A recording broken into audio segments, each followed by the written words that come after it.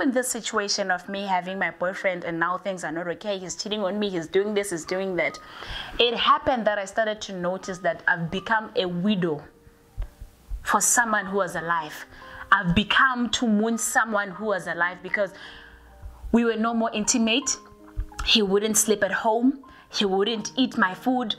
I felt like this person is dead to me. He's no more here. So I know the pain of mourning someone that is alive, knowing exactly that he's not going to come back home, and I'm not even obliged to call and ask if he's coming back home. What time is he going to come back? Is he safe where he is? I was not allowed to do that. So that's when I told myself that, you know what?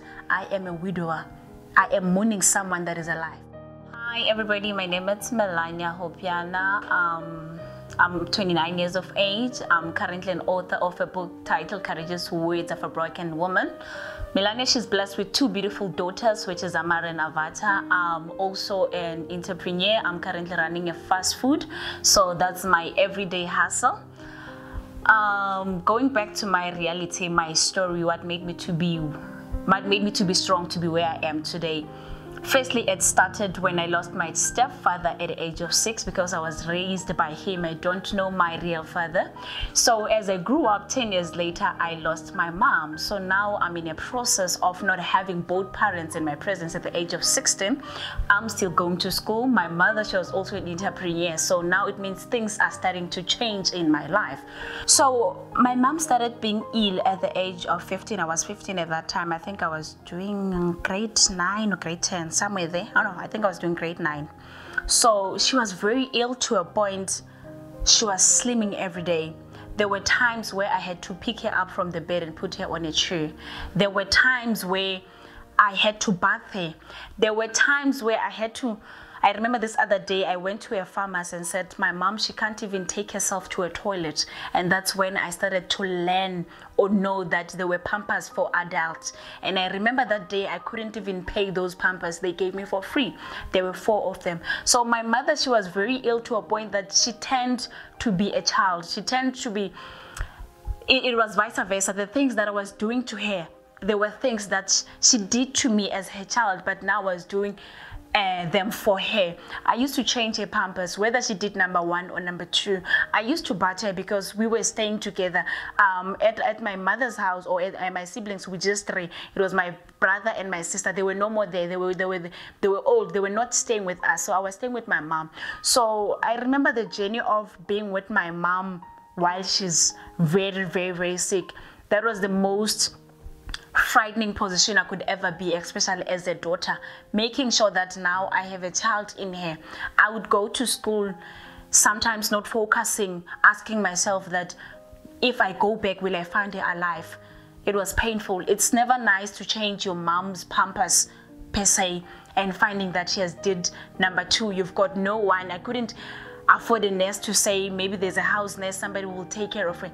The pain that I felt there, I remember this other day after I've changed her Pampers and feeded her. After I was done, I went outside by the corner of the house. I stood there, I cried so hard, asking myself and God, how could you put me in this situation where I'm taking care of my mom in this manner? Whatever that I'm doing to her, she was supposed to do to me, but now I'm doing it to her.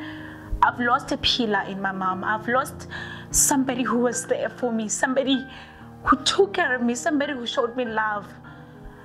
It was never a nice journey. It was never a nice journey. It's never a nice journey to take care of your mom's diaper, feed her and all that. And I remember that time when I was sitting by the corner, I wrote a poem titled, When Will You Tear My Tears, God?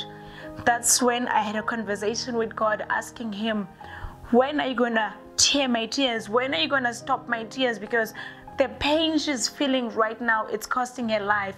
She's no more breathing life, but she's breathing pain. That's how I was feeling, because there was no life again in her life. But the only thing I could witness, it was her losing her life every time she's taking a breath. And then that's when I said, God, I'm giving you a permission to take her, because she's no more in peace. But I would want you to take her so she could rest in peace in you, because here there's nothing left for her. So I remember I have that poem for her, and I said, God, I know I'm gonna lose a warrior, somebody who gave me strength, somebody who guided me, somebody who was there for me. My mother, she couldn't speak English, and I remember when I was growing up, I used to tell her that I want to speak English like white people. That's how I used to say it.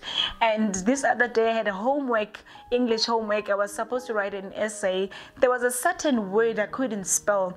And I remember asking my mom that, Mama, how do you think I write certain word? She said to me, take your English textbook, let's read together and see if you can find that word. And we read the book without taking 5 pages. I found the word. I was able to write it. So that's one of the tactics she gave me, and I'm grateful even today, because every time when I think of writing a word, and that time I was young, I couldn't write that word, I would say, my mom taught me to say, let me take a book and read. So she was there for me. She was there. But the pain of looking at your mom losing a life every day, nothing ever beats that. So as I grew up, I had to find myself a boyfriend who was a taxi driver. He used to take me to school. He used to buy me uniform and all those things. I did do that. I finished my school. As I finished my matric, I felt I had to do a supplementary for my maths and physics and all that. I did that. I asked for money from my brother, because when my mother died, I was left with my brother. He was the one now taking care of me, and then he was bitter. He couldn't assist me to achieve my dreams or be where I wanted to be. So now that's where I start to see life, that I'm feeling too much pain. I need a mother figure, I need a father figure, and I don't have all those things. My brother was one of the most people who was very strict, to a point there were times where I no longer used to see him as a brother, but he was a father, and at that time I needed a mother. So as I grew up, I tried to hustle, do this, do that, get my first job. Okay, everything is okay. As I'm growing up, the pain that I'm feeling, mind you, growing up without your parents, both your parents, when you're going through something, you don't have that one person to talk to. Okay, it's fine. I'm also a lover of art. At school, I used to do drama, poetry. I used to do writing as well and all that. So I kept on writing. So as I'm writing dramas and whatever, I go and perform, win, become an overall winner and all that, it's okay. So now I'm old. As I'm getting old, I think I was around 21, 22, I get myself a boyfriend. And that boyfriend, we were all church going, everything was okay. So since I know that I don't have a good relationship with my brother at home, because he was the one that I'm left with now, I decided, why don't we do something in a good way, whereby maybe you engage me and then we go stay together. He tried doing that. He came at my mother's house. He gave them some of the money that he gave them, and everything was okay. So as I'm still at home, the abuse between my brother and sister-in-law, it's escalated to a point I couldn't take it no more, because I remember there were times they will tell me that there are certain food I was not allowed to eat from the fridge. There are certain things that I'm not allowed to do in my mother's house. So I ended up deciding that, okay, let me just go and move out and stay with my boyfriend. I did that. As I stayed with my boyfriend, we welcomed our first daughter, which was Amara. It was nice. In the midst of the relationship, now it happens that he cheats on me. He keeps on cheating on me. He kept on cheating on me for several times. He ended up cheating on me with somebody who was crippled, should I say disabled, somebody who was on a wheelchair. And that's when I asked God a question: God, how could you do this to me? Even if I'm to fight for my relationship, how do I fight with somebody who's on a wheelchair? That's how I felt at that moment. And then I told myself, I cannot stay on this relationship. Since I was young, I was vibrant, everything is okay. I'm working at TV and everything. I moved. As I move, as you grow as an individual, you find another boyfriend. I find another boyfriend. And now as I'm on my second relationship, what am I doing? I'm telling the partner that I'm with that, you know what, regardless of what, I'm not gonna move out, because now I'm looking at my background, where I am from, the pain that I'm running away from my mother's house, which is being with my sister-in-law and my brother in the house. So I'm always telling him that I'm not going anywhere, because now I have my first daughter. Now I'm pregnant again with another one. So it's me having different boyfriends in my life. I don't want to continue with that. So what must I do? I'm gonna hang in here. I'm not gonna move out. So I think that's when I made my first mistake letting him know that I've got no other option but sticking with him. So everything was nice in the beginning. As much as he was cheating, doing all those things, I didn't care, because remember, I got there saying to myself, I am no longer moving. I am not going anywhere. Regardless of what you're gonna do, I'm gonna stay in the relationship. So as time goes on, it prolonged, because as an artist, because the artist in me, I love being a presenter, I'm an actress, I'm a poet, I'm a writer. This thing, it's burning inside me. I will go to audition and they'll call me to say you've been chosen to come and do such and such. And then that time, that guy that I was with, he told me to say, I do not want a wife who's in media. I do not want somebody who's in a public figure. And then for me, at that moment, because I needed somebody that will be a father to my kids, somebody will be a father to my firstborn, because she's one who I can say she never had a father, because after we split it up with the baby daddy, things didn't go right. So now what happened? I stopped media. I'm no longer attending audition. I'm no longer going shooting. I'm no longer doing anything. Now I want to be a housewife. Yes, indeed, I was a housewife. I couldn't wear trousers. I was always on dresses and all those things. I was a mother, let me put it that way. So as time goes on, this thing is burning in me. The guy is cheating on me. Things are not going okay. He's not a man of God, or should I say he's not a Christian. He doesn't even go to church. I'm a Christian. I go to church and all those things. So now these are two different people living in the same household. So it can't be. It doesn't work. I was afraid to let go, because I'm thinking, where to from here? Where will I go? I'm no longer working. I'm not doing anything. I'm a housewife, and where to from here? And then if I leave, how will I survive? Those are the questions now I was starting to ask myself. How will I survive if I move from here? Because I felt like I'm useless.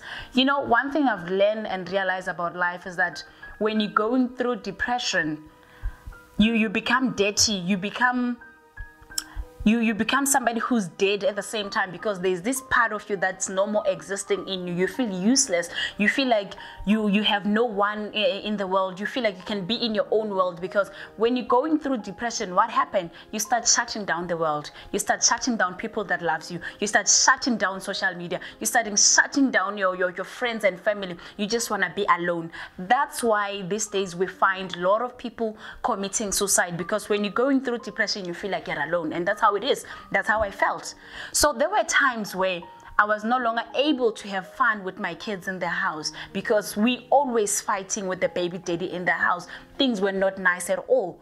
And every time I'm thinking of moving on, there's this thing that helps me back to say, where to from here? Because you're useless. You're nobody. How will you start afresh at your age? You don't have anything. Those are the questions that I used to cross-question myself, and it was never easy.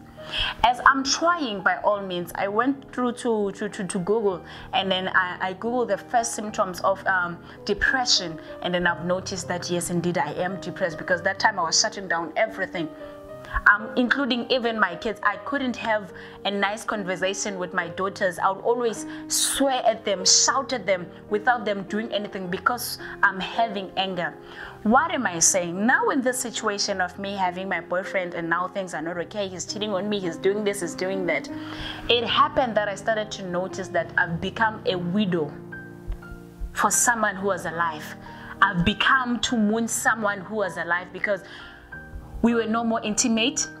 He wouldn't sleep at home. He wouldn't eat my food.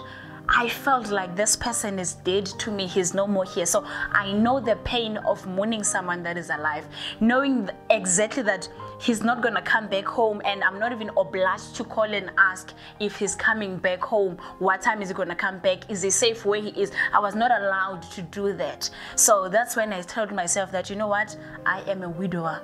I am mourning someone that is alive. So in this situation, for me to heal, I need to let go. It was never easy for me to let go. First thing that I did try to attempt suicide. I'm not going to do that anymore. When I wanted to attempt suicide, one thing that came to my mind was my kids, Amar and Avata. I asked myself a question: should I die today?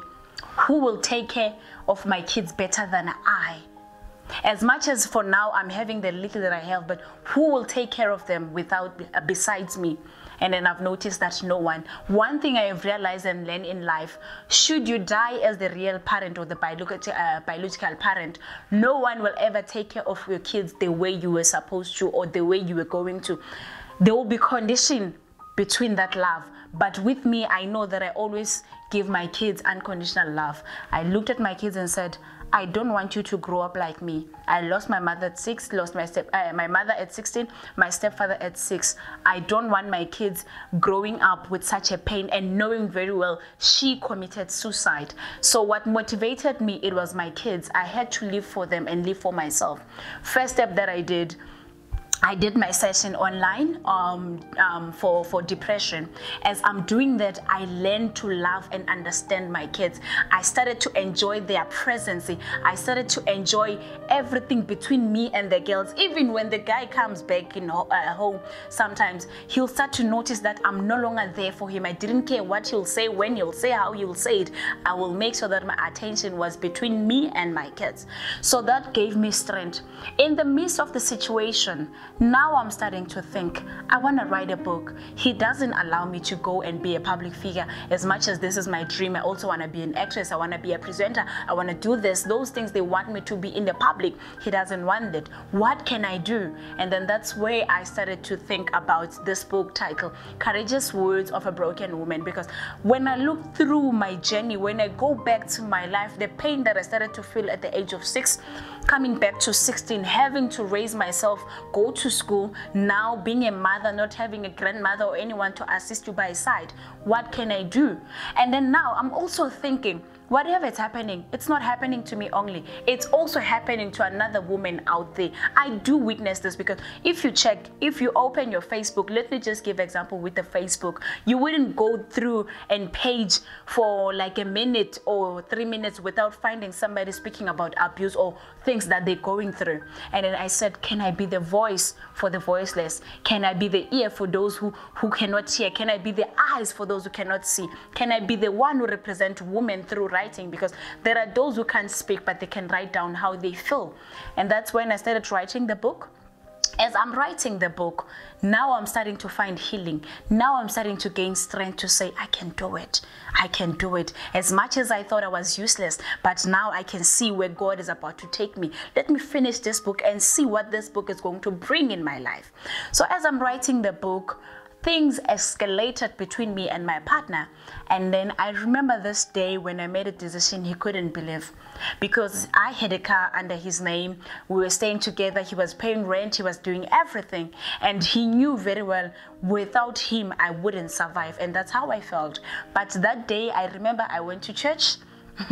When I got to church, there's someone that was preached by my pastor. It was like he was speaking to me when he said, you need to let go of whatever that's withholding you because God is about to refill your cup. And that's when I started to notice that when you want to refill your cup, you need to empty what you have.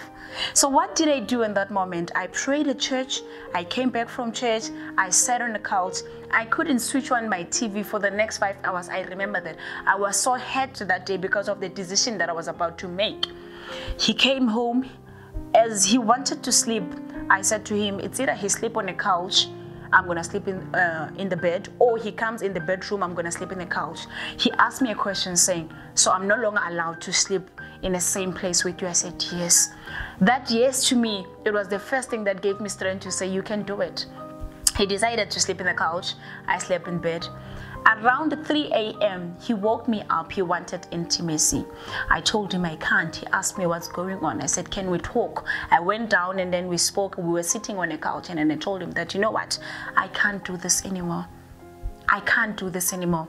I've been withholding this pain, and right now what's happening between the two of us is we're hurting each other. I'm also hurting you, maybe in a way that I don't know, but you're also hurting me, and I don't want to continue with this hurt because right now I am going under depression. I am taking medication.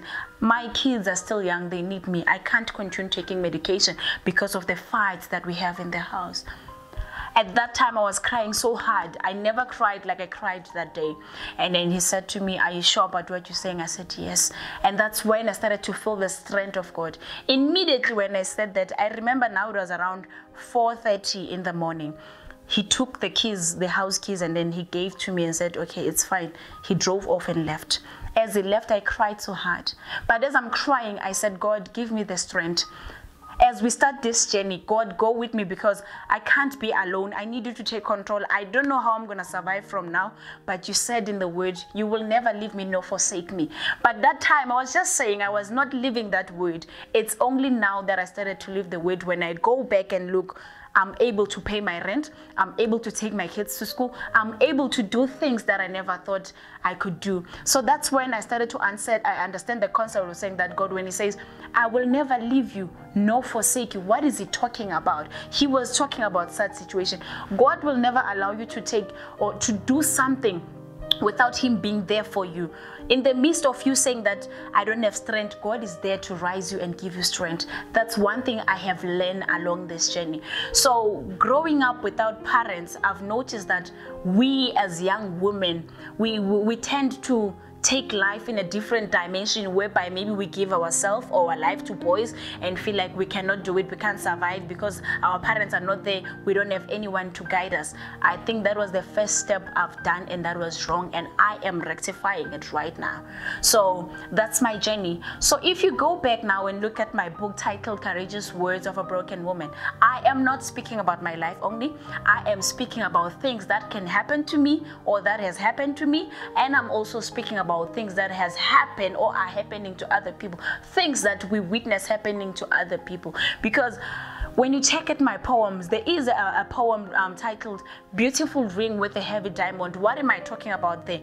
I am talking about there are people that are in churches, or people who are not even churches, but people who are married, and we always see the ring. It's beautiful, the glitters, everything is there, but they are not happy. I'm not speaking about myself only. I'm speaking about everyone. I'm speaking also about people who have gave birth to stillborn kids. I'm not speaking about myself. So now what am I doing? I'm trying to encourage each and everyone to say, you can do it. The first medicine you need to do or to get is to let go. Once you let go, God will give you strength and push you forward and show you direction that you can do it. Never stay in a relationship or never stay in a situation or predicament because you're afraid to let go. Because the minute you're afraid to let go, at the end of the day, you're not gonna win. You're only gonna lose yourself and lose your soul. It's true when they say sometimes you don't go back with your bags, but you go you're back home with a coffin. We're witnessing these things every day. So I would like to encourage people that in whatever storm you're going through, if you feel like it's time for you to let go, let go. God will give you the strength. Don't stay in a situation or predicament because you're suffering from a phrase that we say, abantu bazotini, what will people say? You're not living for people, but you're doing things for yourself. So stand up, firm up, tell yourself, I'm gonna do this. So that's my story for you. I've been through the most in life. Things that have made me to say, I can't do this. I can't. I felt like I was useless. I felt like a failure. I felt like I'm nobody. I cannot make it in life. But look at me where I am today. The day I published my book, I cried so hard because I never thought I could do that. That was the first step that made me to say, if I can publish a book and make it something that everyone is accessible, everyone can read the book, what more can stop me from being the person that I want to be? What more can stop me to achieve more than what I have now? This is just the beginning. So I will encourage each and everyone out there to say, if you feel it's time to let go for God to refill your cup. If you feel you want to hold on knowing what is it you're holding on to. Hi, my name is Milania Honbyana, and I have been through the most.